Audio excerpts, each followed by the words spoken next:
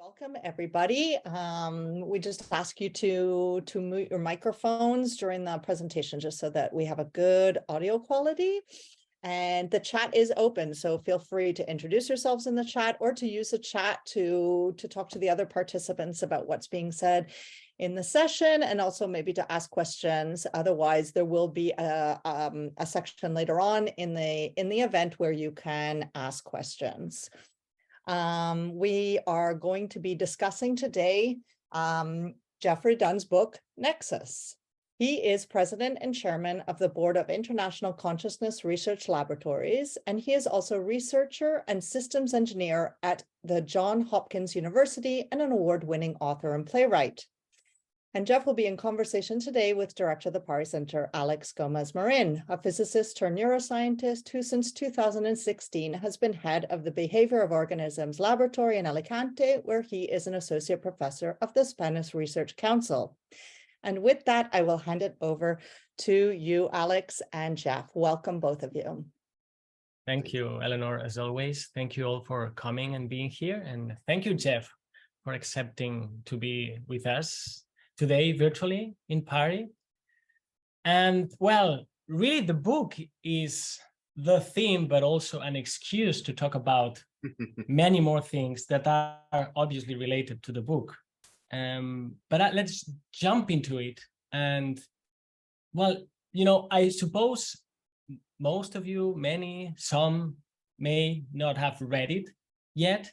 And so in a way, explaining a book is something probably not proper, but right. When we discussed it a few weeks ago, I felt that the spirit with which you wrote the book, perhaps the intent and other things I want to talk about, like the storytelling as a way to influence our thinking and so on. Well, all of these merited a relaxed conversation. Yeah. So perhaps we can start with whatever you want. You can tell us about why you wrote that book, or what it is about, and then let's see where this takes us. Yeah, absolutely. So there are a couple of different vectors into this topic, each of which is kind of interesting in its own way. And I don't know that there's a wrong order to take them in. And we'll probably go into more on each, but there's a couple of pieces that were really important that came together in this. One was with the International Consciousness Research Laboratories. This is an organization that's primary purpose is to try to use an understanding of the nature of consciousness to make the world a better place. And it builds on research that was done in Princeton that looked at how consciousness and intention can affect systems. And out of that came ICRL, but also historic perspective on the audiences that we were talking to. And those audiences were primarily scientific in nature. So, you know, the results of the research were being published in journals. The books that ICRL published were really scientific in nature, for the most part, not all, but most. And over the years, it became clear that there was a much broader audience that was really, and I would argue maybe more important to reach out to, which is just a more general public, to be able to give people, you know, it's one thing to try to convince a scientist who is very vested in the status quo. It's another thing to talk to people who are already kind of on the page, if you were, that consciousness is a real and important thing. But then there's an entire swath, a huge number in comparison to those other audiences of people who they're on the cusp, right? They just need a little bit of a nudge, a little encouragement to start thinking, you know what, maybe this world is a bigger, more interesting, magical place than we necessarily understood it to be. And that audience, right, that was who I really wanted to reach out to. That it tends to be a younger audience, but not always. But it's a much bigger audience. And so I wanted to do something that would get these ideas out there. And I got into a conversation with an author of another book called Syntropy, The Spirit of Love, which is syntropy, which is a central theme in this book, is in a nutshell a complement to the idea of entropy. Entropy, if you're not familiar with it, entropy is sort of the idea that things tend to go from ordered states to disordered states. It's why you can add creamer to your coffee, but you can't take the creamer out of the coffee, kinds of stuff. But there's another, and one of the consequences of this, the equations and everything behind entropy, is that you have information and energy that propagate forward in time. It's all tied into this causal nature of the universe. But there's another solution to those same equations that was called syntropy. It didn't get as much airplay because it was considered a little bit bizarre at the time. But that paints the complementary picture, which is information and energy going backwards in time.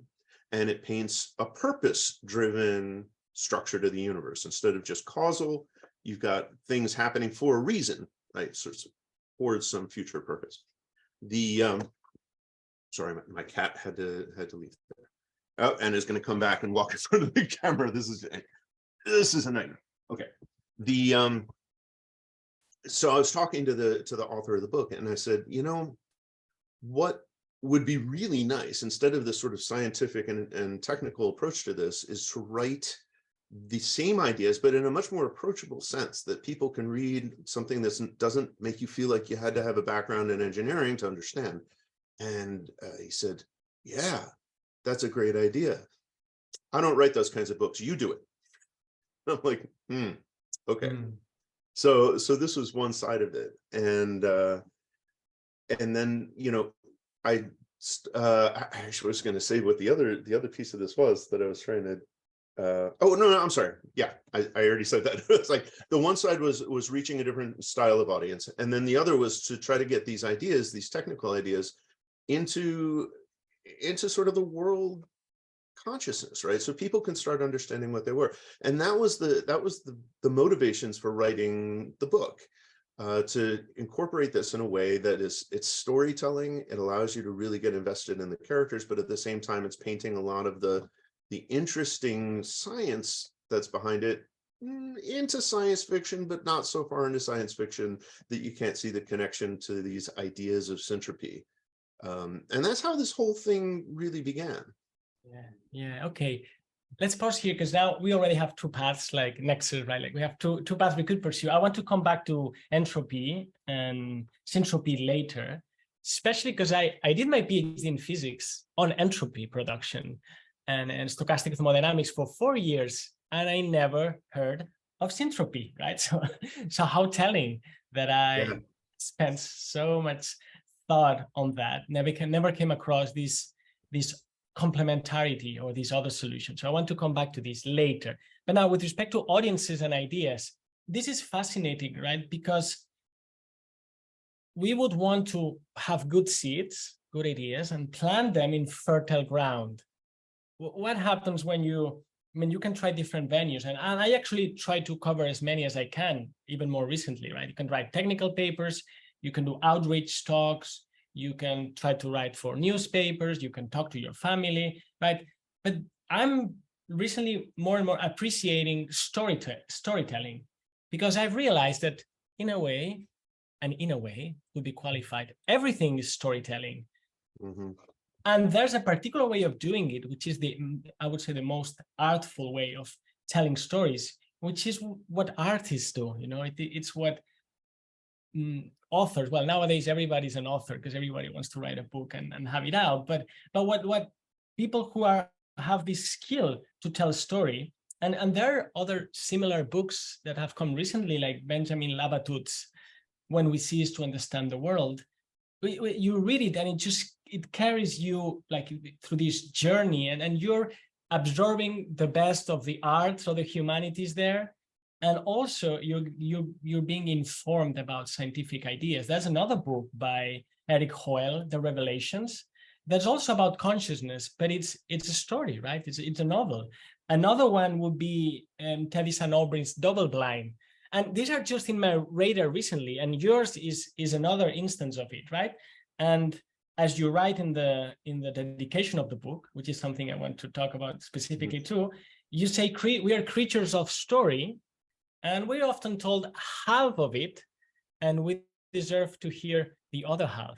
So I'm placing here, and this is again a recent realization as a scientist, that stories are, perhaps the universe is not made of atoms. Maybe it's made of stories, right? And dismissing stories, which is what most of the time we do as scientists, is another story that pretends not to be one, right? I actually had one of the most profound moments of my life. Was, oh gosh, this was in 2018. I was in a small island off of South Korea, and I just very busy work environment, everything, but I had gotten a day just to myself, and I was going around the island of Jeju and came across a waterfall. And as I was there, just kind of being at peace with things, I had this moment of transformation and watching this beautiful waterfall with the mists that were kind of swirling around. And all of a sudden I had this moment where my perspective or perception of the world took this 90-degree turn. And instead of just viewing, the traditional way, which is there are things, there are people, and people are foundational, and we have stories that have to do with us. And those stories kind of tie together those core elements, right? So think of it as this grand network of things that have strands that connect them. And all of a sudden, everything shifted to the idea that it was the stories that were foundational. And it was really this incredible tapestry or fabric of stories that were the foundation of reality. And that we as people, or anything, right, rocks or whatever, we're simply the result of the convergence and the intersection of these stories, right? Yes. And realizing like that, it was a beautiful moment, and it lasted for all maybe a minute or something like that. Yes. And then you get to click and you're back to the normal. As you were describing the intent of the book, I assume, or I can tell, there's an element of persuasion, right? Like of influence, which is tied to this idea of tell a better story. And this can sound too much of a constructivist view, like, okay, everything is made up, so I just come up with one that's, but I'm not talking about that. I'm talking about deeper stories, presenting better stories that can take us forward. I suppose also because of the International Consciousness Research Labs and the PEAR Lab, where that your mother co-directed, as I understand. Well, this all comes from the same impulse, right? There's this other story, which I would say you and I and most of us believe it's important and it's urgent and has to be told. And we're looking for ways to tell it to other people, and I suppose to tell it to ourselves as well, right, over and over, so that we can grasp it better and better. Yeah. There are, and definitely my experience in writing the book, this is, by the way, what it looks like. If you keep seeing me pointing to something, this because I've got a coffee on my desk, and I could be like going like this, and you can't see that. I realize I just showed it. In the process of this, there have been many moments where you realize that you're tapping into something that is a much deeper story. And there are pieces of this that I realized as writing it that I knew that I was tapping into. For example, the central theme of the whole book is about balance, right? And to recognize that we as a culture, as a world, are incredibly off balance. We sort of put the idea of yang kind of thinking and this dynamic, active, we put that on a pedestal and say, this is really much more important than any of the yin, passive, enduring kinds of ideas. Let's live in the moment. Let's do this. Incredibly off balance. And a theme of the book has been about balance and about acceptance and recognizing that you need to look at something that is different from yourself and not say, I need to be better than that or whatever. You need to look at that and say, there's strengths there too that complement what it is that I have to offer, and to embrace that, right? Where you recognize that you've got to have all of these things together to really be effective. So there are pieces like that. I knew I was tapping into something that was a foundational level story, but there are also parts of it that I did not know, at least at a conscious level, were happening. And some of the characters in the book ended up telling me about that, right? Moments where I thought I was bringing characters together to react in a particular way, and I found myself writing it.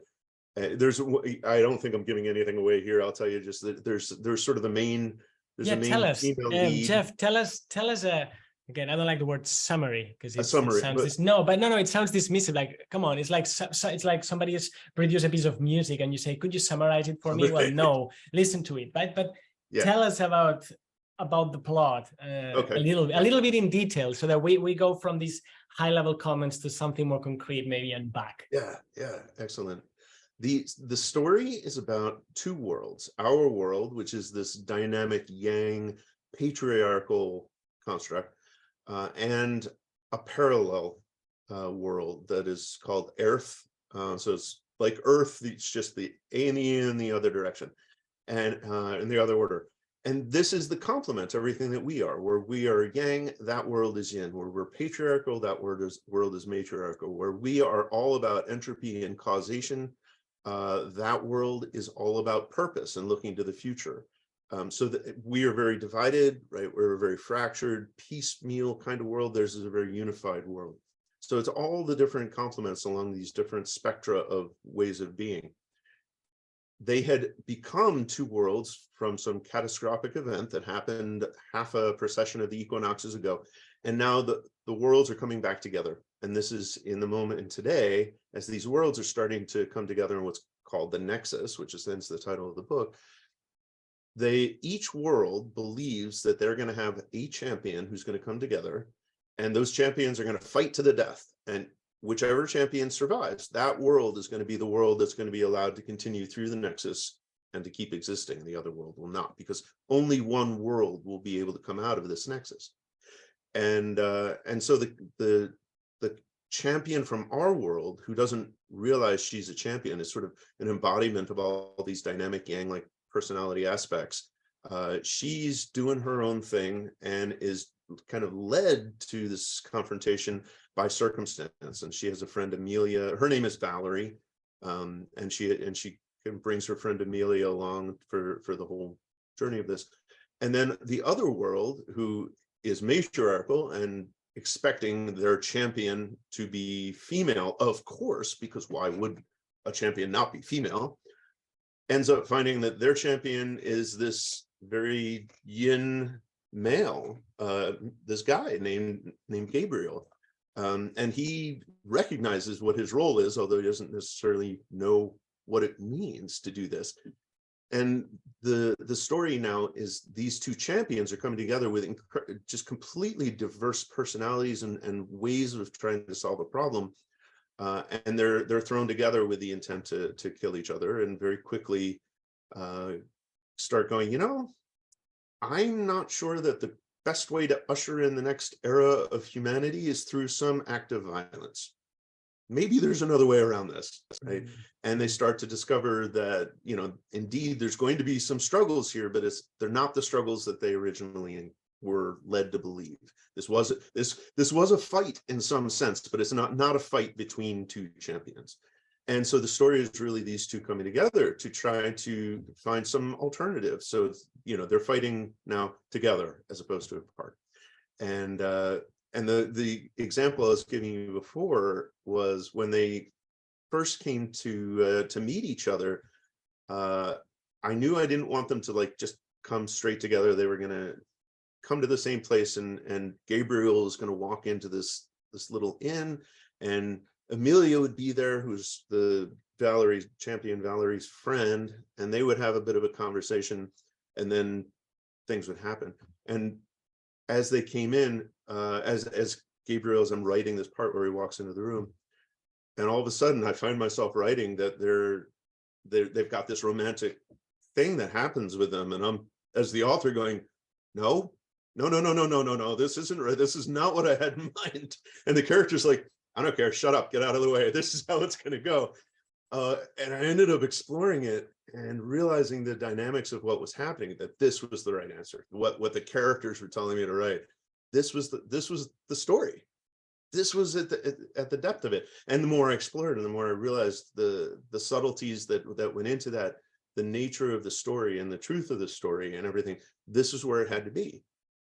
Let me go into a footnote and then come back, because I know you've written quite extensively, playwright, etc. So I wonder if that's often your experience when writing, that the piece of art, if I can call it that, takes care of itself in a way. Yeah, it absolutely is. This is not the first time that stories have written themselves through me. In fact, more often than not, that is typically how it happens. Sometimes there are ideas that kind of manifest themselves right from the get-go, especially short things. Like I've written a lot of like 10-minute plays where you have the whole thing in your head right when you start. But some of the longer ones, full-length plays, other books and whatever, as you go into it, you just find yourself discovering these and amazing things that emerge out of it. The second full-length play that I wrote turns out is chock full of Christian symbolism, which I don't know because I'm not a student of Christianity. I don't know really that much about it, but I had written the whole thing out, and then I had shown it to my mother, who read it, and she's like, "I really like this, Jeff, but I have to tell you, I had no idea you were this well versed in Christian symbolism." What are you talking about? And then she started pointing all these things out. And then another one that was later than that, which was a retelling of the story of Psyche and Eros. It was very clear that there were pieces of this that were emerging into the story from much deeper, larger things, which is maybe not surprising when you start writing to these archetypal characters and whatever. That they would emerge, and especially that one, there were probably a dozen times as I was writing where I was writing and I had tears just streaming down my face because I'm like, oh my, but the emotions were overwhelming in it, and it really very much felt like it was not me writing. I was just the transcriber of something much deeper. Now beyond, that's a footnote to the footnote, and then we'll climb up the cave. But beyond metaphor, who do you think, or what do you think is writing then? My interpretation of it is some larger sense of consciousness of which I am a part. My worldview is that if you take everything that there is, right, and consider that's sort of the largest global and universal, one would say, consciousness that there is, and each of us is some facet on that large gem, right? And to me, and there's scales of this, right? There's the sort of universal size, and then there's the global size, and then there's the societal size, or as you scale down. And I think that you tap into some parts of that, that you begin to, you sort of fuzz out the boundaries between yourself and that next stage, or the stage beyond the stage. And it's that piece of it that starts to say, you know what, I've got a story to tell. And I want to express it here through you. I want to use you as that implement. And I think that's what I'm connecting to when that happens, is, just you kind of let the boundaries of yourself go. And yes, I find it sweetly ironic when there seems to be this fractal, which is a technical term, or holographic structure, where the story you write is about consciousness, but then as you're writing it, you experience these consciousnesses, if you wish. So it's like right. The text, the pretext, the subtext, the context, all of that is about the same thing, just manifesting at different levels. Yeah. It's a beautiful metaphor, and a wonderful experience as it's happening. Yeah. Okay, so let's go up, because you were telling me about the plot. So is this in a way a hero's journey? How is it similar to the well-known Campbellian hero's journey? Or is it about avatars in a way, right? Like these are they going to save the world? Like what? Tell us about the archetypical structure of the hero in your context. Yeah, I mean, I think it is a hero story in many respects. I tried very hard to make it a very balanced book, in the sense that there's really two heroes. And although there is, because we are on this planet because it does introduce Valerie as our champion. I think she probably gets a little bit more of a starring role than Gabriel does, but I try very hard to make it a balanced piece of this. And the story is, of course, you know, really about them as individual heroes coming together and finding a way to unite themselves to become sort of the larger picture of the hero. So it's really the pair of them that are the hero with their own evolution and their own plot, or pardon me, their own character arc, right? As a pair, because each individually, of course, has a character arc of how they grow and the challenges they face and how they change as a result of it. But it's the partnership of the two that have this. And then there's a third character, or I should say fourth, because Amelia certainly is an important third character that relates to the, or affects the relationship between those. But there's another one, the character of Praxis. And Praxis is the exact center of all spectra. Praxis is neither male nor female, is from neither Earth nor Earth, but has sort of presented themselves and taken on the role of what's called a keeper. And they sit at the exact center between the worlds in all respects, attempting to guide these to a healing solution as opposed to a violent solution. And, you know, it's the character arcs of all of these coming together.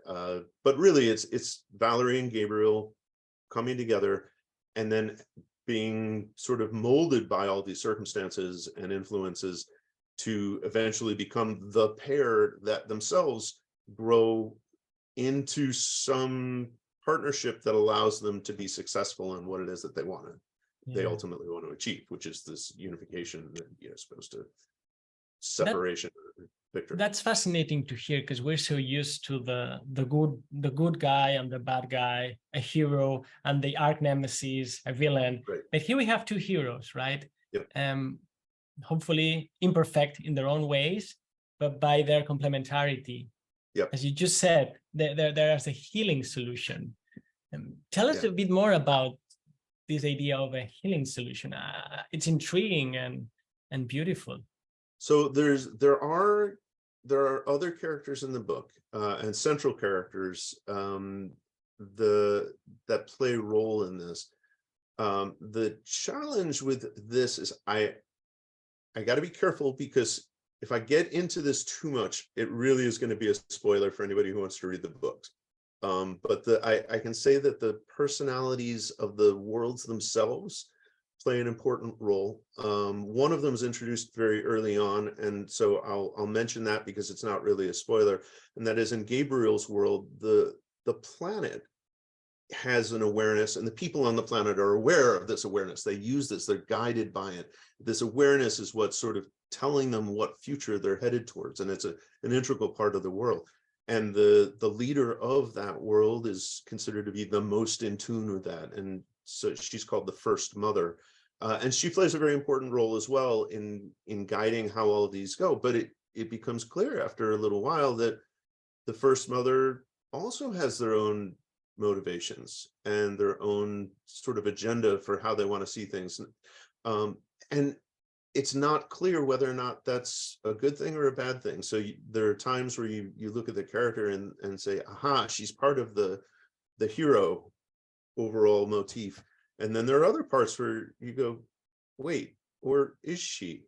Maybe she's the antagonist? And there's a similar character on the other side that you eventually look at and go, is this an antagonist or a protagonist? And I can't really tell. But you know, the goal, for my goal in writing a lot of this, was to make it a different kind of story. So there weren't sort of the usual characters.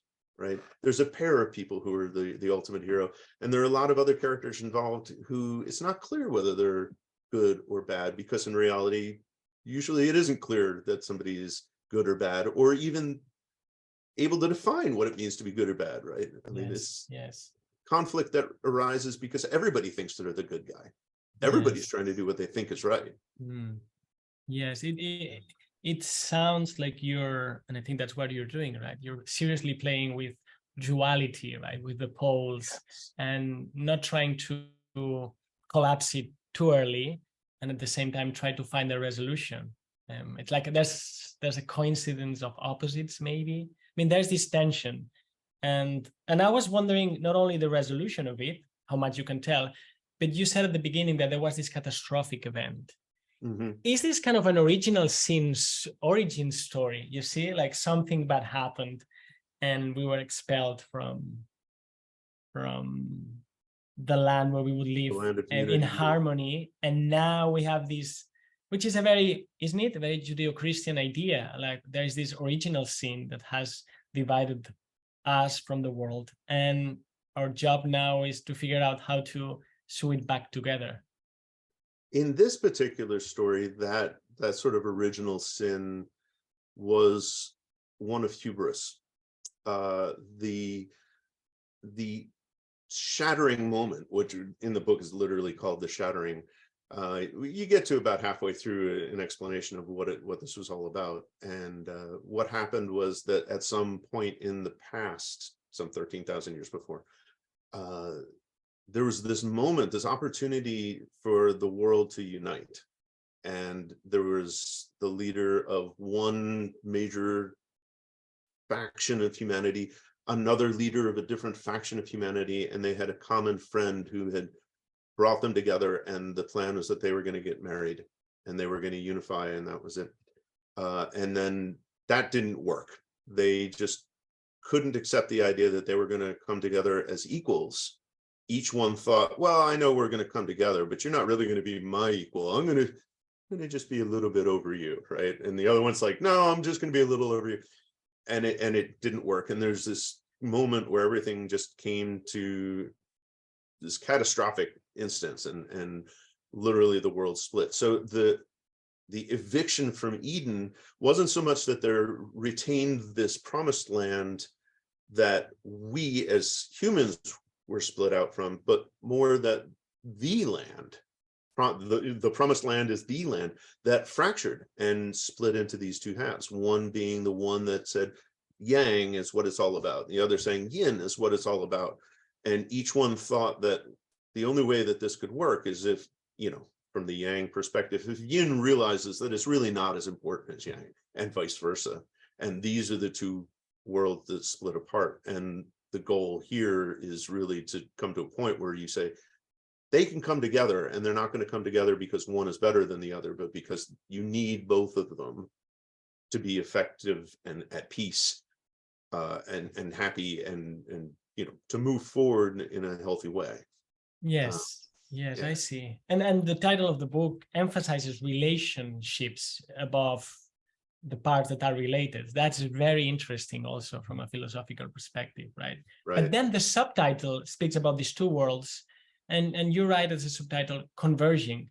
And I'm wondering what's pulling them together. Like what could pretend, well, let's ignore the other world. What's pulling them together? Yeah, now? I mean, the way that I picture it is they've gone off on their own kind of astral trajectories, and their natural gravity and whatever that means in that astral space, which ultimately pulls them together. They've split apart, and now they're constantly pulling themselves together because at some foundational, fundamental level, they recognize we're two sides of the same thing. Yes. We can't continue on our own, or we will forever be half of what we're supposed to be.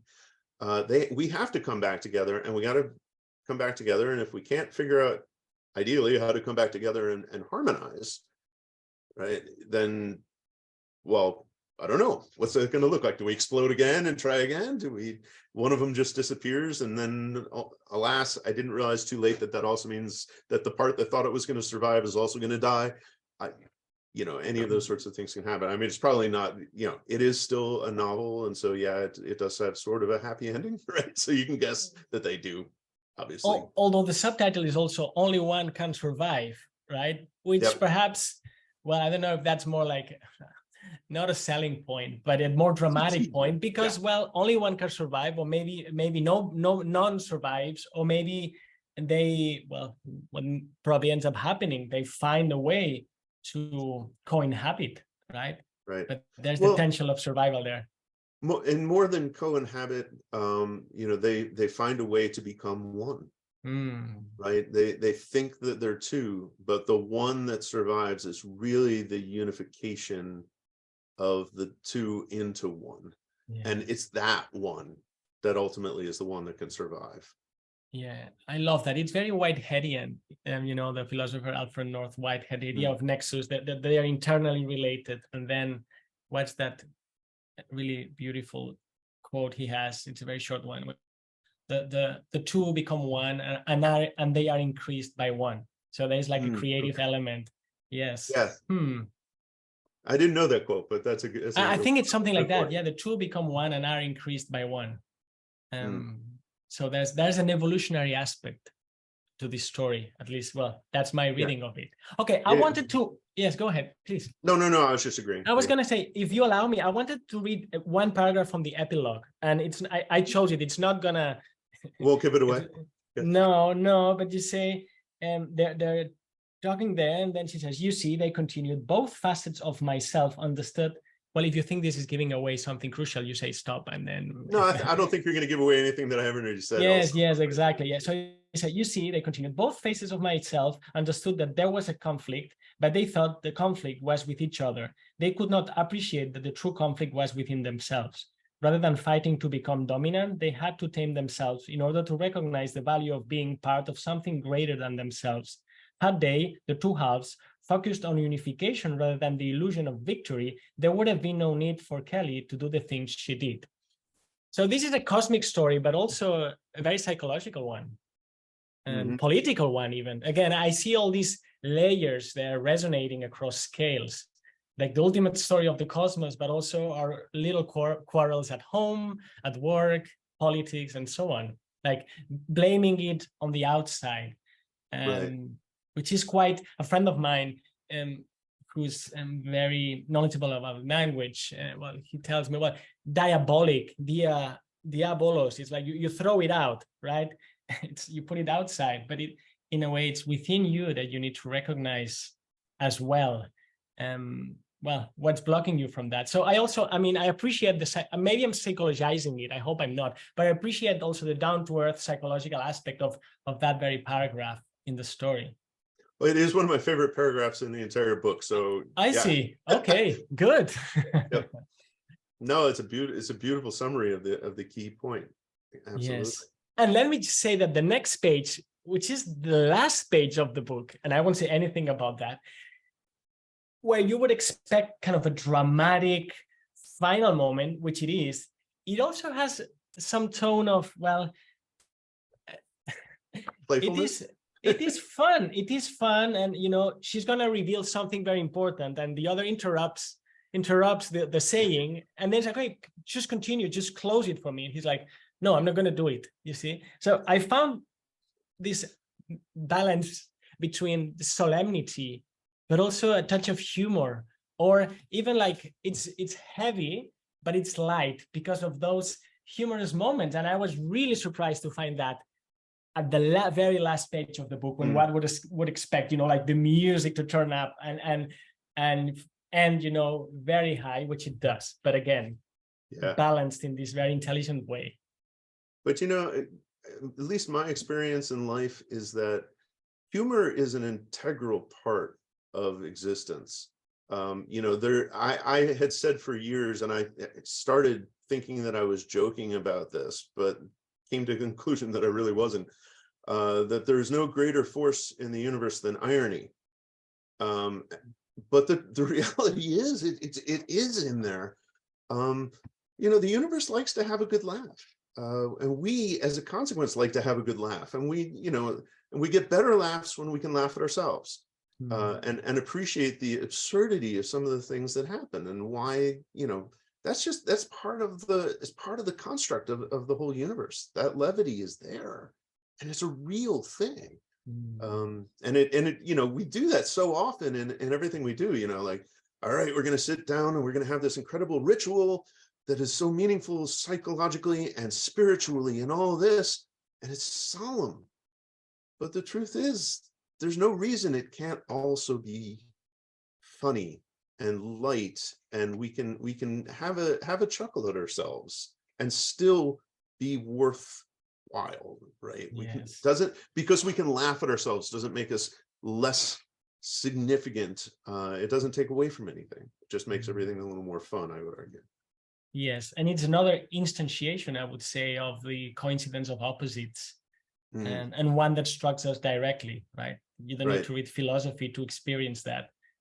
Probably a joke is causing you to experience that directly. Yeah. And it's built into the structure of humor too. Yes, it's really about the difference, the unexpected, it went this way when I thought it would go that way. Yes, it's a different kind of logic, in a way. Yeah, you could call it that, which maybe brings us back to syntropy. Okay, let's talk about syntropy, because I was pending there, because it's one of the principles that's you're saying conveying these powerful ideas that come from perhaps hardcore physics, but also consciousness studies.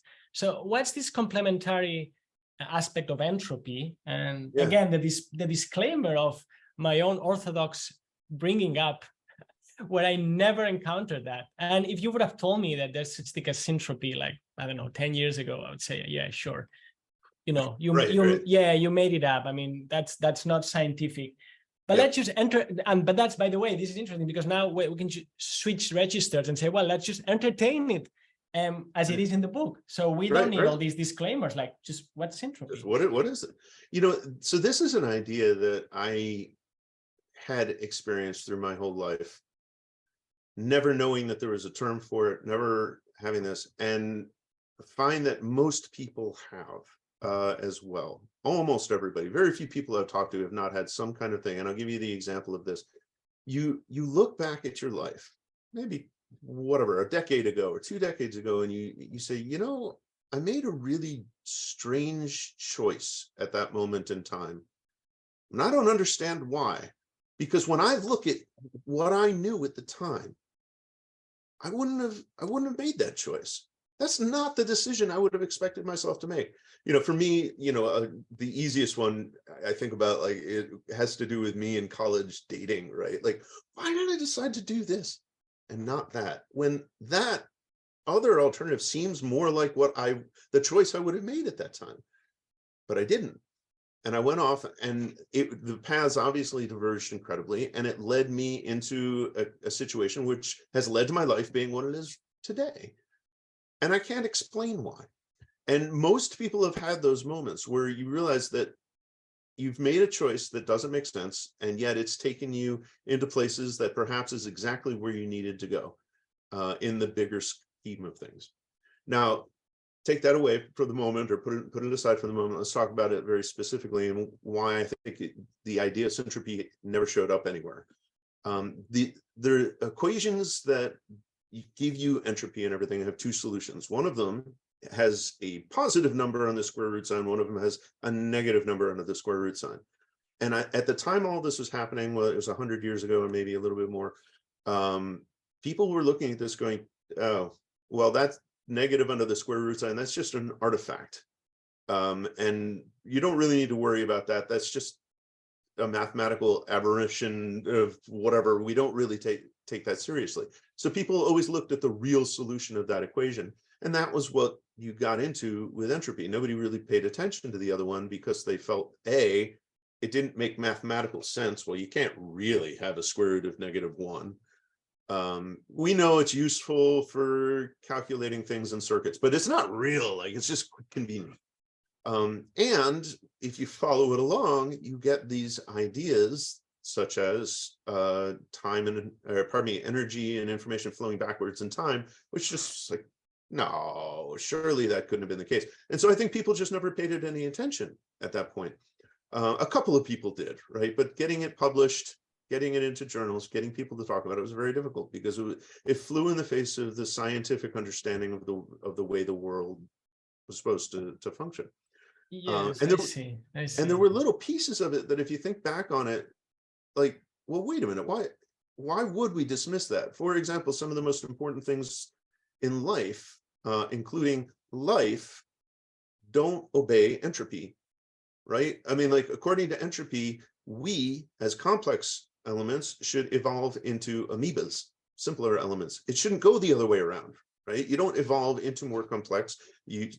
Entropy says you go from structured to unstructured, right? But life doesn't work that way. Many things, it turns out, don't really work that way. So there's lots of reasons for it. And then as the technology got better and better for making more refined measurements, and this was the point that really was the selling point for me in the other book that was called Syntropy, the Spirit of Love, was that people had done experiments and discovered there were cases where you could make measurements that showed that we are having physiological responses to things prior to the existence of those things. Happens on millisecond levels, but for the one experiment that I remember out of the book was they had people responding to making guesses as to what would be the correct answer in a grid of pick four. There are 4 squares on the screen, I think, and you pick the one that you believed something was going to be revealed underneath, and you would have a physiological response to having picked the correct answer. Except for not only did your physiological response precede your knowing that you had picked the correct answer, your physiological response preceded the decision of the computer as to which was the correct answer. So it wasn't just, not like responding before you could have known isn't wonderful enough, but responding before the decision was even made as to which it was going to be. And you look at that, you're like, it's hard to argue with that, right? Like that's really compelling. You see the two halves and the half story, because we are told when you want to investigate that choice and so on, we're told the Libet experiment story. We're told that to death. I mean, we're hammered with it so that we understand I would say their metaphysics, which is you're not free-willed. Now, but this is kind of a flip of that empirical finding in saying that, well, if there is presentiment, then something seems to be pulling us from the future, not just pushing us from the past. My way of understanding this, which is still naive, is that probably the present is extended. So if you allow the present to be extended, it has width, and this is a spatial metaphor. So my Bergsonism should warn us that, well, you should not treat time as space, but right. if it has a width, then of course part of the past and a little bit of the future needs to be there, and perhaps that can be stretched even further. But of course, that's even beyond dogma, because it's like, what are you talking about? Yeah. Nevertheless, physicists, at least 100 years ago, were really audacious. They would dare to say something, some measurement is not working, and it wasn't hand waving. They would say, well, why don't we postulate for a minute an antiparticle or dark energy, or something flowing backwards in time. These maneuvers were allowed in the intellectual landscape of at least 100 years ago. But now everything feels so shallow. Perhaps it's changing, where all of those things can only be fairy tales and perhaps can only be entertained in novels. But I think there's also a proper scientific way of talking about that theoretically. And as you say, maybe try to test it empirically. Yeah.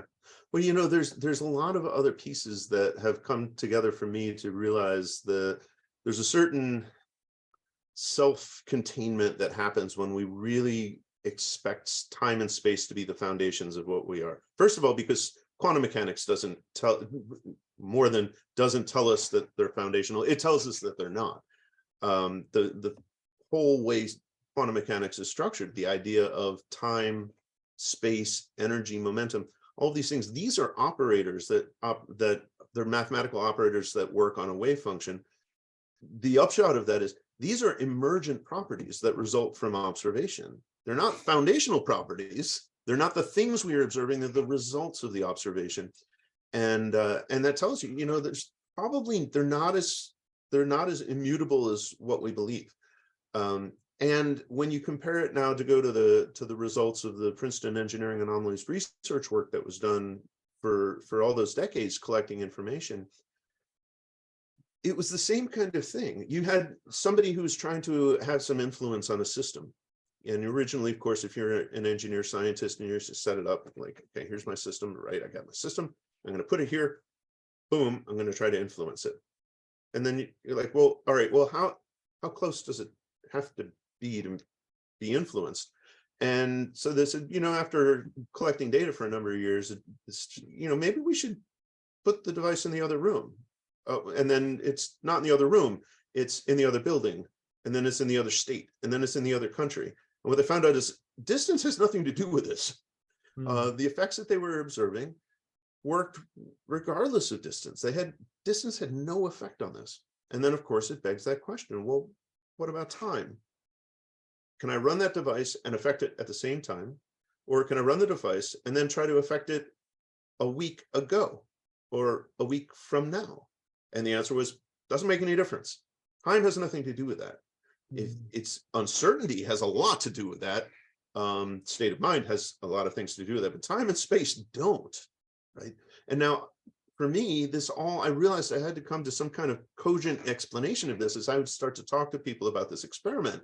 And people would say, well, how could that be? How can you affect something that has happened in the past, right? And it really forces you to rethink what time looks like. And the idea of time as a thing that flows in one direction just doesn't work for that, right? You've got to have other ways of constructing that model. For me, it's more like, instead of talking about causality as a structural, I do this and it pushes and the way that you normally think about it, if you think about it more as putting sort of a future attractor into a place that we consider to be into the future, and the universe handles all the details of how the physics has to work out to get it to where it's supposed to be. This is a description of syntropy, right?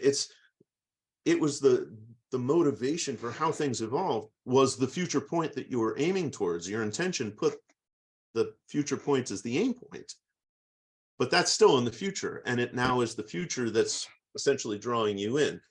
And this could be another 2-hour conversation in itself, so I won't go into detail here.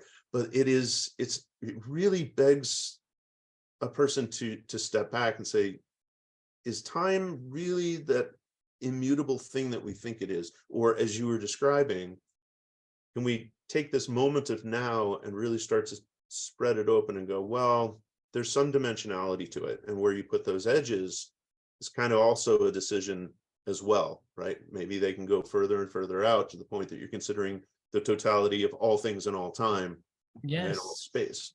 Yes, probably meditation and the real deal yogic practices, that's what they do. And now back to Nexus, it's these two worlds colliding or converging, the world of, it's happening right now as I experience it, like the world of matter and the world of mind, and they're converging.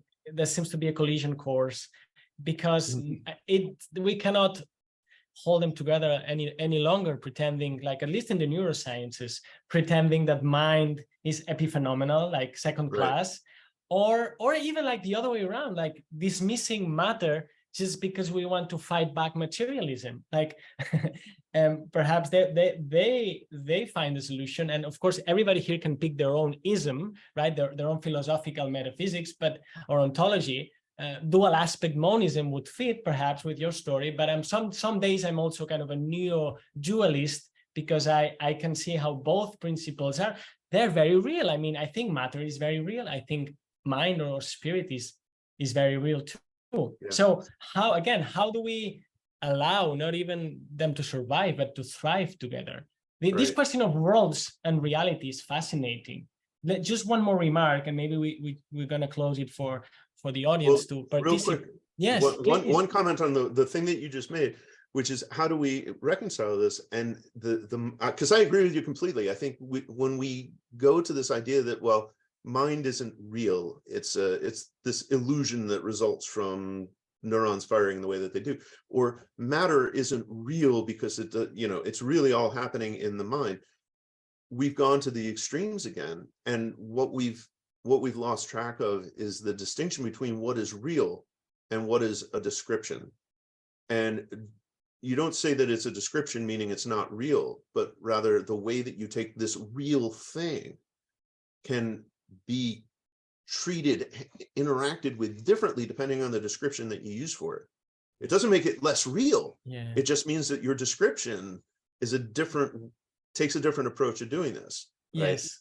And it's recognizing that we get trapped in our descriptions and we forget that the description is a description of something as opposed to the thing itself.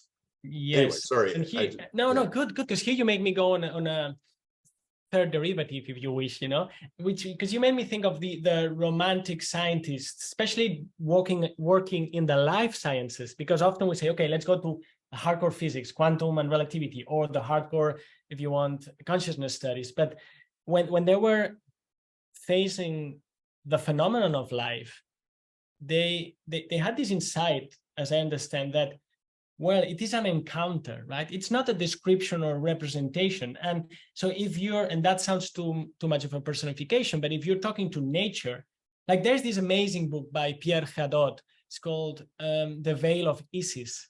And he spends the whole book unpacking the Heraclitean aphorism that says nature loves to hide. And then he discusses whether the Greek translation is really nature, really loves is the right way to translate, and what it means to hide. But there's this intuition that in the manner in which you approach to her, she will reply to you. And this is very down to earth. Like if I say, hey, Jeff, how are you doing? It's not the same that if I say it in an aggressive manner, or if I come from some other, some other place, another attitude. So perhaps there can be, again, a synthesis between saying, well, the world is however it is, doesn't care about me, or the world is just full of constructs and who knows what the world is. Perhaps the world is that encounter, and depending on how I show up to whatever that is, it will show back to me accordingly. So it's like a dance in a mirror more than that, because I believe there's also a creative element to it. Right, indeed. So I interrupted you though before. I don't know. No, that was fine. That was fine. I think I was going to say wrap it up, but I would really like to end with you reading the dedication of the book that you or I can do it. No, I'm happy to do it. Because when I read it, it really touched me. It's the most heartfelt part of the entire book. And so it's like I read the second to last page, that paragraph, and the dedication is absolutely lovely. So perhaps I thought we could end with you reading it. That would be, thank you. It's a fantastic gift. And the reason for those of you who have not read it yet, the reason it's such a gift, the book is dedicated to my mother, and so many different reasons for that. It arises out of the things that she did. It is a story that was written in many sense for her, in recognition of it and so forth. So to me, to be able to read it is kind of a gift here. This book is dedicated to the life and memory of my mother, Brenda, the woman who taught me the nature and criticality of balance. She dedicated her life to laying the groundwork for the scientific world to accept what most people appreciate at a subconscious level, but often cannot remember on a day-to-day basis. That cause without purpose, how without why, entropy without syntropy, past without future, yang without yin, can never do more than tell half the story. And we are, without question, creatures of story. And we deserve more than half. I'm kind of get emotional here. Sir. My mother showed me that peace lies in accepting others for who and what they are, and that lesson too is woven into this story. She taught me to value what is different from myself and to realize that every flavor of person is necessary to realize the great ice cream sundae that is humanity. She gave me the space and encouragement to be true to myself, to be the person I wanted to be and not submit or conform to the expectations that others may try to force upon me. And I hope that if you are reading this dedication, you too will follow that wisdom. Thank you, Jeff. Thank you.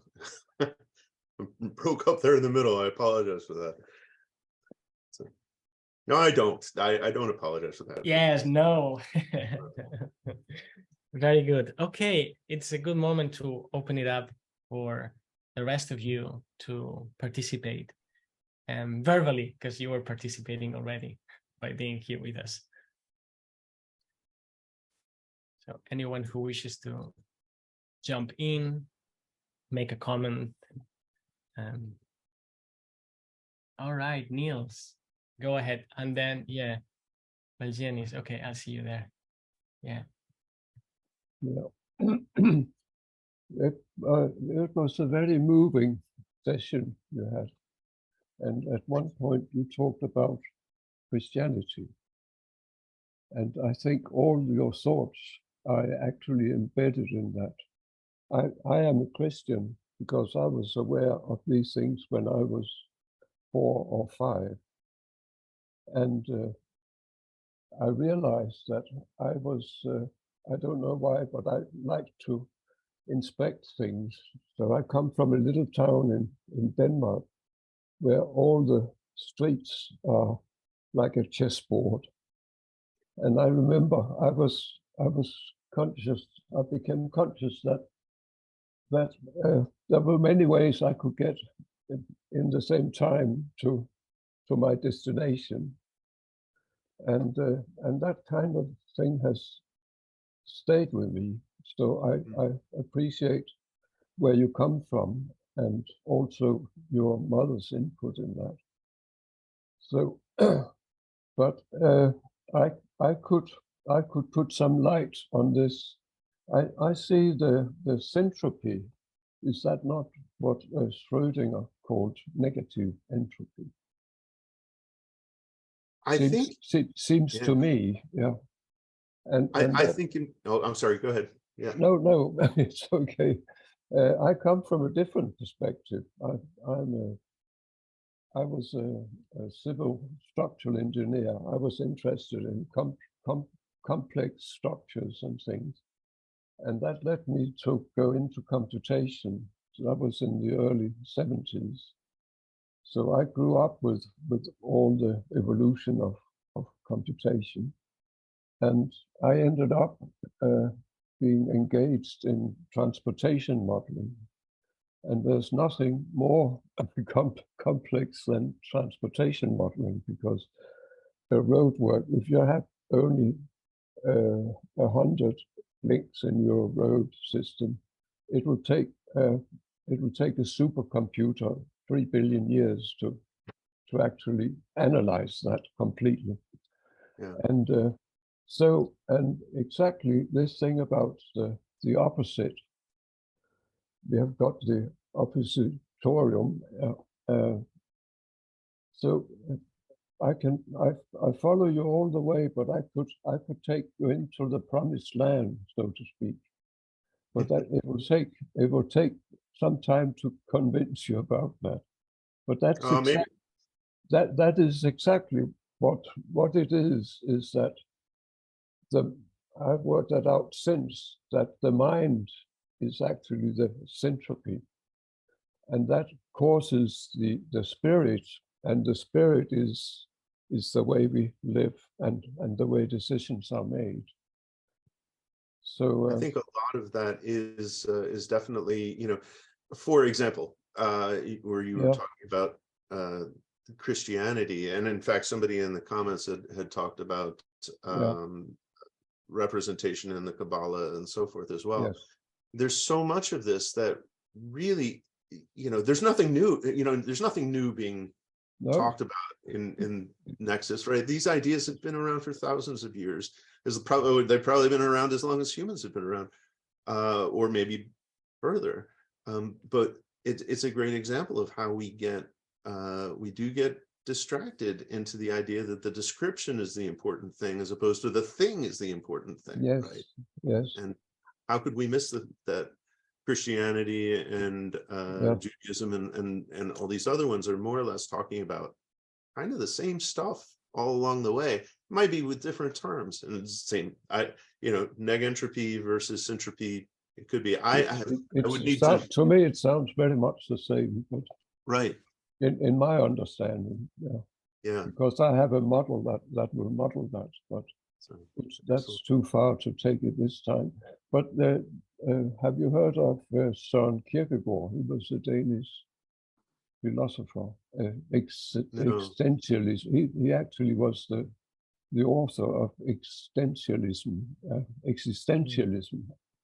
And he said, we live forward, but we understand backwards. Mm. So that is, we understand from the future, but we live from the now into the future. Thank you, Niels. Yeah. Okay. No, thank you for these two remarks.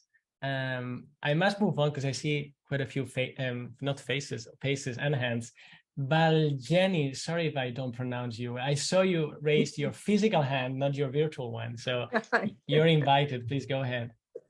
Oh, thank you. Listen, you've both been wonderful, very experiential and very clear, and also just very touched of your own personal sharing.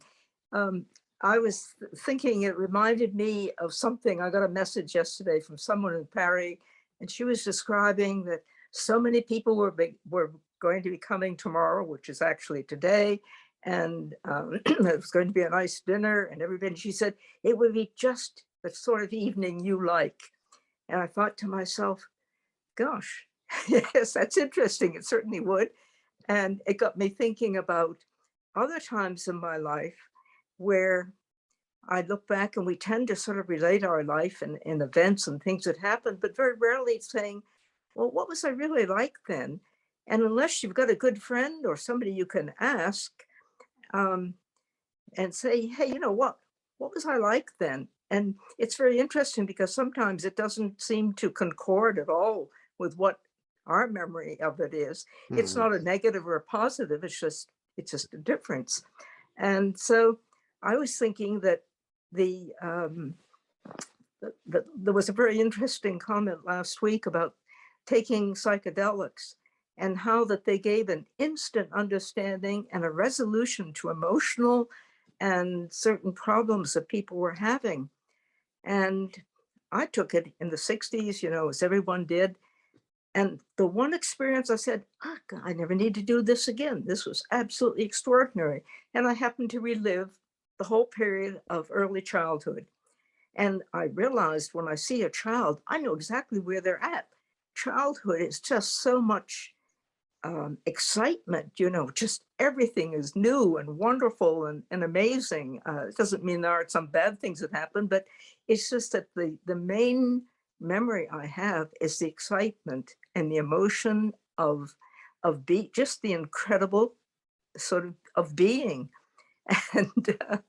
And so I thought, well, this is very interesting because they're using it therapeutically now, and it's much better because they've been able to target the dose that's appropriate, and the people have been having extraordinary sort of healing times with it. So that was just a few comments I wanted to make. And the other one was when you talked about original sin, I think it was Eve plucking the apple from the tree of knowledge. And those of us that are Christian or believe in God will certainly have some questions, because why shouldn't one want to have knowledge? Apparently it was taken a little bit too far, but just was amused when you both brought that up. So thank you again. Yeah, absolutely. No, wonderful.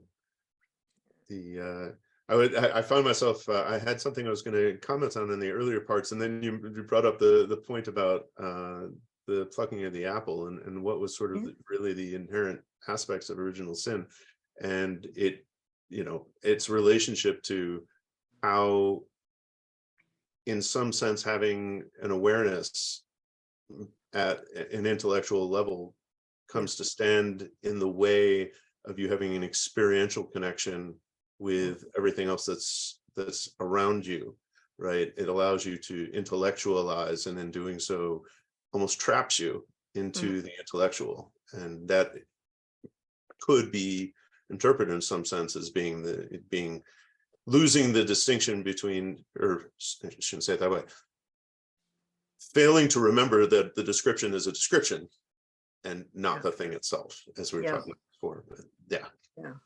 I'll just add briefly that your remarks prompt me to kind of confess a recent thought I've been having, which is whether I am looking for some sort of metaphysical innocence, and that's perhaps related to alluding to my indigenous cultural system, which is Christianity, right? And this idea that, well, there's a sin to be whatever, forgotten and forgiven or healed.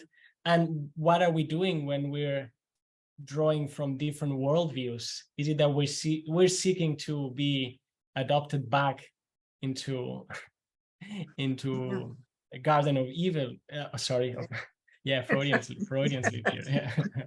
In any case, well, this is, I'm sharing it, but it's a confusing thought. It's, well, what am I doing with all of that?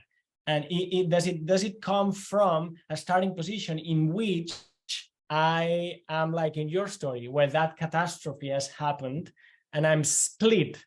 Am I trying to reunite that split, or should I just step even further back and realize I'm not split to begin with?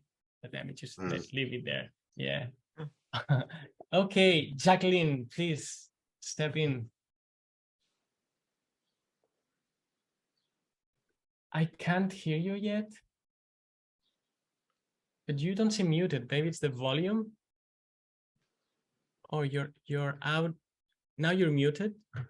And if you can unmute yourself, there seems to be something going on with the volume. Ask to unmute. Let's see if I can mute you. Okay, now you're unmuted. You're unmuted, but we cannot hear you. So you can try to solve it while we move to somebody else, or even type it in the chat and I can read it for you. Yes, okay, I see you saying yes to everything.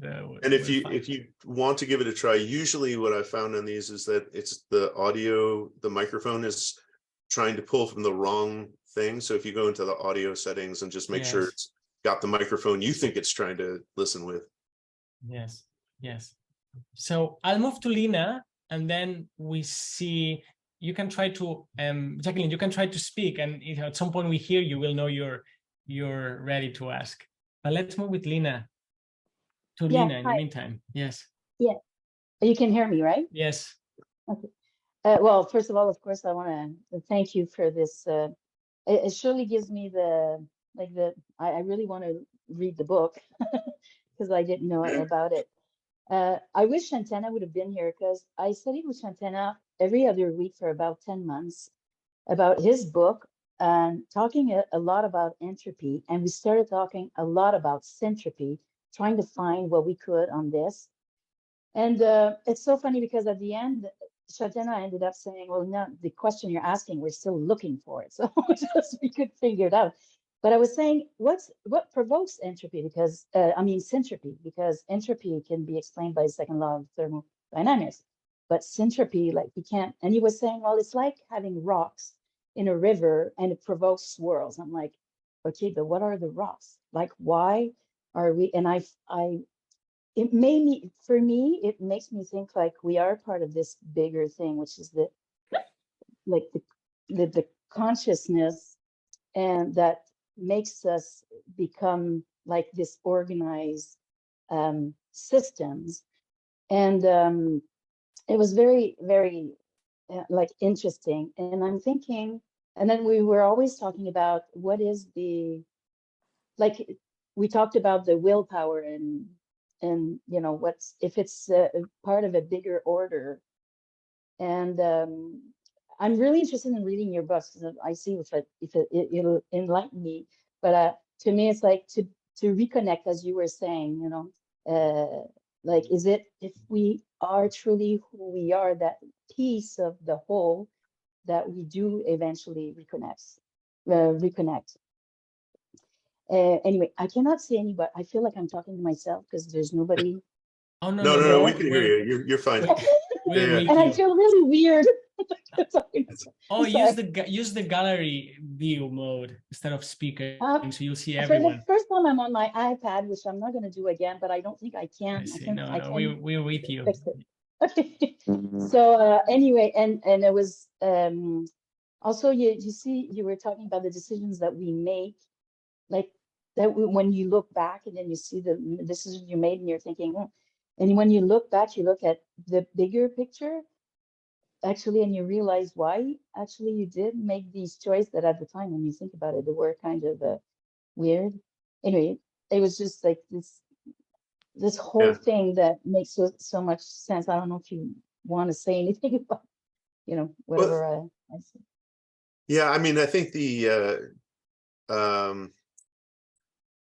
one of the challenges that I've always found in thinking through these was that I try to articulate a lot of things in language, and our language is very insidious in this respect because we're so structured around the idea of time that it seeps into all of our thinking without ever recognizing it. If I can share the screen for it's okay. I don't need to. Yes. You'll if you go to the webpage that I put in the chat. If you want to, also it's got links in there to get the book. You can share it, Jeff, if you want. No, it's fine. All right, I'll share it. It's when I put together a little video for this, and you notice the spring that's behind the title here. Everyone can see it, hopefully. Is it coming through? Yes. So the very beginning of this, I created this little video clip of the river running in both directions, right? And that was the thing that I was going to share. And it's getting out of the idea that we can only do things in one way. And it becomes very difficult to explain when you say, well, how could that possibly be? And then you find yourself completely trapped in the idea that, well, it's got to be causality based somehow. Like it just doesn't work that way, right? You really have to get away from the constraints of the language. And anyway, that was a very difficult thing for me, and it took I would say years, but probably decades of practice to get to the point where I could I catch myself. Oh wait, that's where I've done this, and it kind of I think you're pointing at some of the similar things in what you said. Yeah. And with Shanti and I were talking all the time about the fact that we needed new words. Yeah. We need a new vocabulary because of this, what we're, like becoming conscious of our limitations and the limitations of language, actually. We were always making up new words. It was funny. Like the kind of, we were having a fun with this concept, of words that don't exist, yet they will have, because we're so much more conscious of a new reality. Anyway, thank you so much. It's been thank you, Lina. And by the way, in English we make decisions, but in Spanish we take them. I don't know if in your mother tongue how that goes, but no, but I speak Spanish too. It's interesting, right? That if you speak another language, even the very act of whatever verb goes with a decision is subtly different. I've heard. I think it's perhaps in Israel they receive decisions. I mean, of course, I don't speak Hebrew, but it's true because I speak 4 languages, and you're right. You have different kind of realities in a way. I always said that learning a language is a lot more than just words. Yeah, you can see the concepts of so many things that are different in a language, and so it's a culture also. It's very, very interesting. Yes. Okay. Thank you, Lina. Jacqueline, are you back? Have you solved your problem? Let's see if we can hear you. I hope I solved it. Yes. There's Jackie. I love you. I just wanted to say I really appreciate, but I haven't read the whole story yet. I really appreciate this idea of a myth of unification, because something that I see in really all of the mythologies and ancient religions, all sort of begin with this story of separation, right? In the Kabbalah, it's the shattering of the Sephirot. In Greek mythology, it's the opening of Pandora's box, and the higher elements ascend back to the gods, and we're left on earth with the baser sides of duality, right?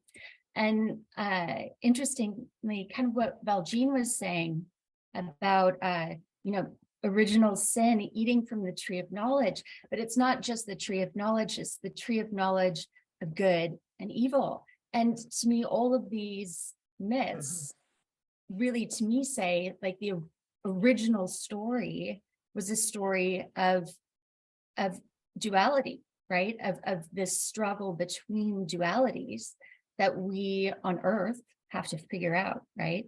And we have all of these myths of separation and, duality as our existence. But I really like what you're doing with this, because I think that there needs to be a new myth of unification, because what is the point, right, of the separation is not to return to unity. Yeah. Oh, that's beautiful. Yes. Yeah. Thank you. Yeah, it's beautifully put, Jacqueline. And also, since you're here, you wrote on the chat, didn't you, about Spencer Brown, laws of form? Yes. Please comment on that if you don't mind. Yes, Jeff was mentioning the paradox of the square root of -1. Yeah. So with traditional mathematics, we're not able to solve that problem because just because of the way mathematics work, it's rather challenging, and it's been a paradox for quite some time. But there was a genius mathematician, I think in the 1960s, named G. Spencer Brown, who created a mathematical language called the laws of form. And what's interesting about this is it essentially removes the pluses and minuses and zeros of a situation and brings them into unity. It's either in the form or not in the form. And if you think of it as like, this is my pen and it crosses the line, right? It's still just a pen, right? But on this side, I have the pen. On this side, I do not have a pen. And somewhere in the middle is zero, right? And the mathematical laws of form allow you to bring into unity -1 and +1 as the same one in different places within the model, right? And I think I find that very interesting. Laws of form actually can be used with computational models to create forms of logic which aren't possible using standard quantum computing. And it seems that going forward, we need not only a new myth of unification, but a new language of unification, both on a mathematical level, right? But also on a linguistic scale. And as was being said before, a lot of that necessitates a sort of transcension of time, or possibly seeing time as no longer linear, but just linear in local settings, and in fact actually spherical. Yeah. Yes. And in fact, the exploration of circles in this just leads into a fascinating sort of different way of thinking about things in terms of the ideas of what is one, what is zero, what is infinity, how do these things all meet up? And if you get away from the linear way of visualizing and you go into a circular one, it leads you in a very different way of thinking about them, and I think a very powerful one too. And in this sense, that the hardcore idea we have of mathematics, when it's trying to transcend itself, and storytelling and myth meet, because what they both enable is that they make the impossible all of a sudden possible. Now we can conceive that idea, and stories do that, and good mathematics also do that. Once you have these other rules, now what was impossible, it's possible and even plausible and even likely, and perhaps, well, inevitable, perhaps it's saying too much. But going back to the beginning of our conversation, Jeff, what books like yours and Star Wars and The Matrix and, well, all of these and the foundational myths too, they give us, in a way, they give us permission to first conceive certain ideas and then talk about them and then enact them. So they have a very alchemical role, I would say. I like to think of them like that.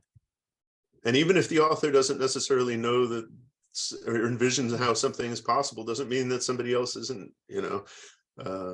I remember being so strongly motivated by so many of these books and whatever that I've read, you know, I don't know, maybe Frank Herbert in writing Dune never imagined that anyone would try to become a mentat, but there's, I don't know how many thousands of people around the world who have taken it upon themselves to develop those skills. I don't know that they've gotten to where the characters in the book ever got, but they undoubtedly got a lot further than they would have otherwise. Yes, we have peer-reviewed journals and Netflix. and more and more. Okay, Michael, thank you, Jacqueline. Michael, please come in. Thank you. This is so fun and fascinating and amazing. Not just talking about the story, but even the process of the story driving. And part of what I wonder is it like the story in the future calling you back? Because we're talking about kind of like a bi-directional flow of time, perhaps, or something. So the future story, the story that's the future to us, is calling Jeff to be written or exposing itself, and he's following that trail. It's something that popped up after I raised my hand. And this idea of maybe acausality, paticca samuppada in Buddhism, mutual rising of opposites, but it's fascinating with this idea of mapping our world through language, and English perhaps enforcing subject, verb, object, where other languages, say Italian, you have the object and then the verb. So it's like there could be a going together, but all these things are kind of flowing. But the neat thing was the idea of the story kind of calling to you, even though in our line it would be the story that you're writing. Yeah. Yeah, I don't know. So there's a lot of fun stuff going on here. So thank you so much.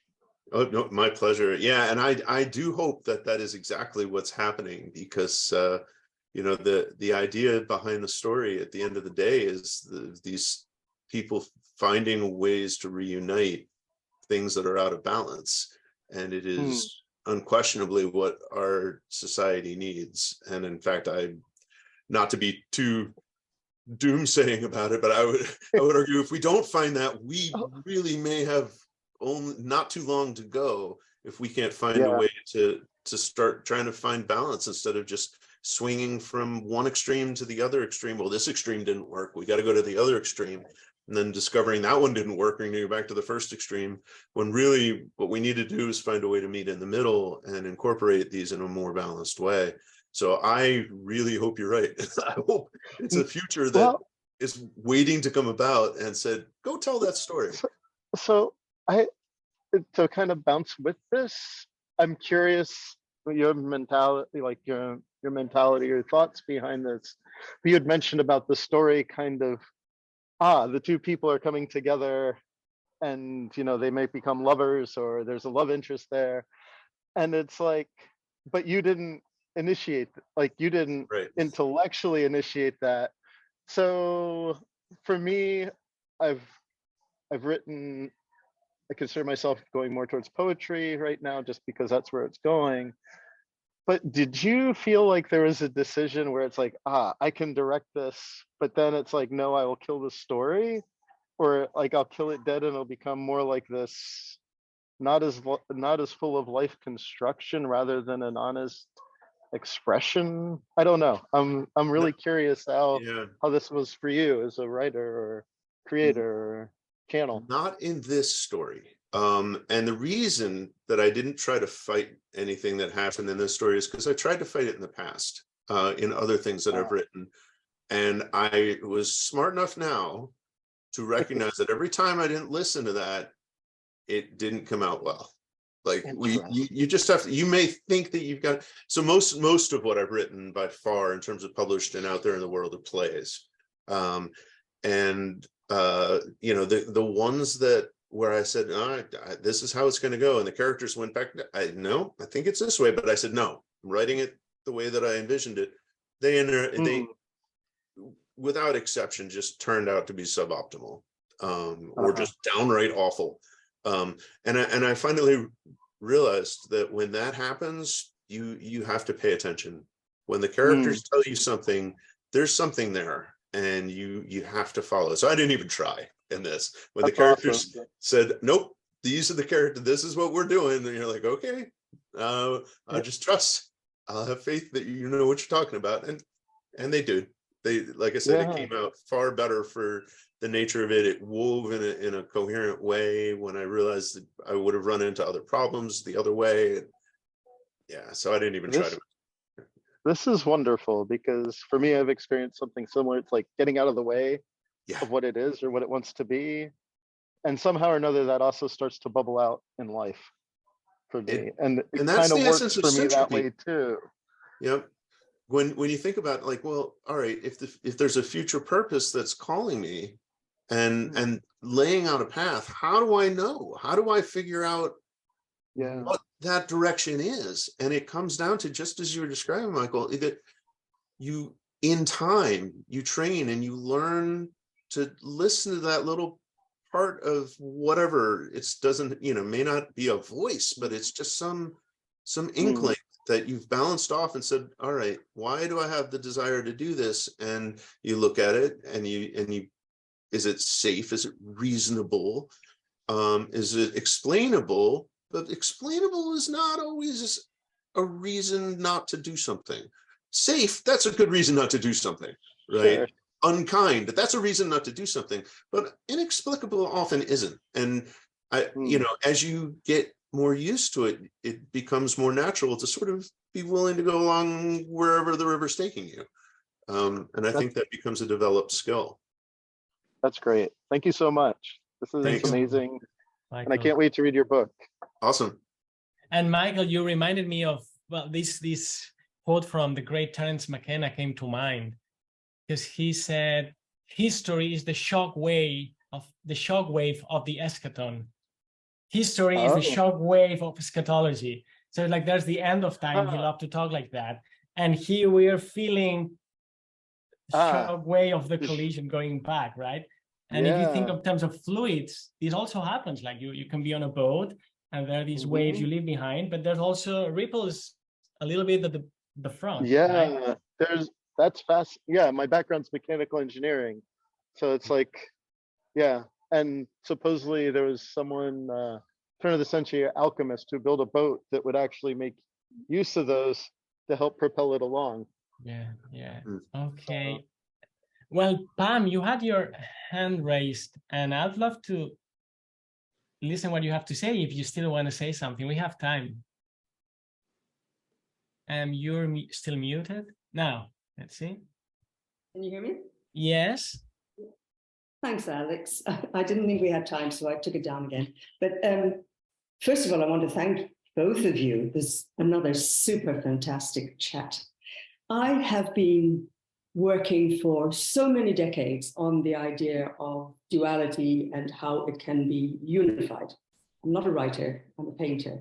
So over many decades, I managed to have a look at dualities, like two sides of the same coin. And I had to split the coin to see the two sides side by side.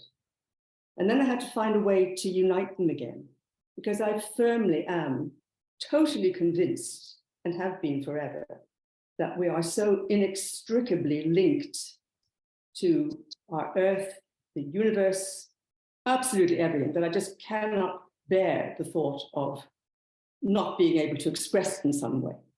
So the way I expressed it was, I took one side of the coin and I put it in the center of the other side, which was a much bigger canvas. And I was therefore able to show a unification of the two different sides, because Schrödinger actually did say that subject and object are only one. And the reason he gave for it was that we've taken a step backwards from the world of which we are a part, and we look at it as if it's separated from us. But it's not. So this was the sort of genesis of why I wanted to try to find a way of showing us in our Earth. So for a small example, I had a large canvas, which was one side of the coin, and a hole in the middle, into which I fitted the other side of the coin. And in that particular instance, us was the bit in the center, on the same plane as the larger canvas, to express our inextricable connection to our Earth. And you can take it wider than that, because you can say also that the planets are part of the universe. I do believe all of these are living entities of some kind or another. The whole thing is alive. But we are like sort of cells, shall we say, on Earth. But we are very much part of it. And I think we can be good cells and bad cells. I think we can be a virus also. I think we probably are. But anyway, I just wanted to say that because I love what you're saying about duality, and I love the idea everybody is expressing about unification. And I'm a firm believer in positive outlook on things, but I do think that a balance at the moment needs to be held very carefully. And the current work I'm doing at the moment has a title of reciprocal maintenance. Yeah. And I think we need to be in total reciprocity with our Earth and with the universe and with one another. And this is the only way it's going to happen. There are terrible things happening, but unless we begin to, lots of us all together. Right. Yeah. Well, I mean, the interconnectedness is the key to all of this, and recognizing that. And I think, you know, what you said there was very beautiful. It often is the case that when you talk about taking sort of the duality and finding a way to bring it together, it comes at the cost of the uniqueness of the individual parts, where it's easier maybe for some people to look at unification as compromise, in the sense that each one's going to come together and give up something that the other one wasn't, as opposed to a much bigger picture of things coming together, still retaining the uniqueness that represented that one side and the other side in a harmony, as opposed to trying to find something that is a single thing that eliminates the differences between them, which isn't really, there was a reason for the duality in the first place, right? There was some value in that, even right back down to the creation myths, and being able to say, I can find a unification or unity or harmony without elimination of the uniqueness is critical. The other thing that I was going to mention with respect to, you know, talking about being connected with the universe and that interconnectedness of all things within it, one of the beautiful aspects of following along the thinking of syntropy is when you add that complementary part to the causal way of looking at things, right? You've got this causality-based thing, which is the traditional mainstream scientific mindset, but you add in a purposefully driven complement to that purpose. And there are reasons why I would argue that purpose can't be a purely internal purpose. It's got to involve other things. That's a long story. But the point being that when you think about those purposes being interconnected, driving everything to the future, that's an inherent interconnectedness to everybody and everything. And that puts us without question as one element in a larger system, right? That one cell to the earth, as you were describing it, right? That's spirituality. In other words, you can't, if you look at syntropy, you can't get away from spirituality as an important and essential part of our existence, which is really exciting. Yeah, because we're all trying to find out what on earth who we are and what kind of a part we possibly play in the greater scheme of things, I guess. So, I mean, we if we're searching, each one of us comes upon these truths in our own way, but the truth is always the same. So we find it if we're looking sincerely enough, I think. I don't think it's a frivolous thing to do this. And I long ago set myself into a sort of a journey where I was looking from inside and trying to be as objective as possible at what I was seeing. And I wouldn't exhibit work until I could stand over it. I wouldn't be happy until I felt I had reached some point. They're like stepping stones, my series. And each one really is important. You can't move until you've satisfied yourself that that's correct. And then you go to the next point and wait until it happens. You don't do it. As you know, Yes. it's all writing, music, painting, all forms of creativity are totally capable of being switched at a given moment because the process is the same. So once upon a time, I was a pianist, and then I had to stop and I had to find something else because you can't stop. If you're creative, you cannot stop. You can change the medium, but the same thing will happen. You will come to this wonderful feeling of you're part of things that you can't be separated from, and it's rather lovely. Yes, and Hard that's work. no, and Probably hard work. no, sincerity is a great deal of this healing solution that Jeff was mentioning, Yeah. and it's beautiful to see not only that we are trying to or attempting, but we're actually doing it. We are even doing it today in the sense of, well, talking about mathematics to the best of our possibilities, physics, writing, painting, and so on. Yeah. So thank you very much for being here.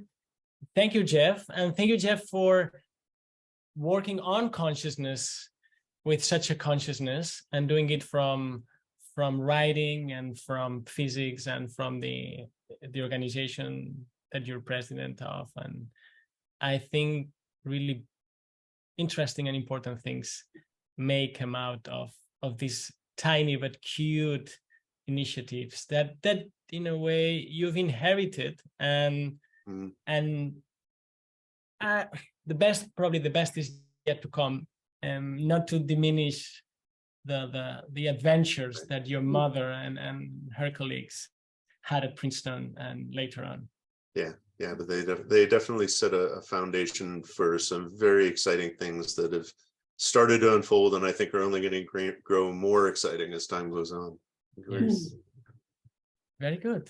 Well, see you soon, and stay tuned with our online events and in-person events, and I'm sure we'll see these lovely familiar faces very soon. Thank you for inviting me to do this. This was wonderful, and for everybody attending today, really appreciate it. Yes, thank you. Yes. Goodbye.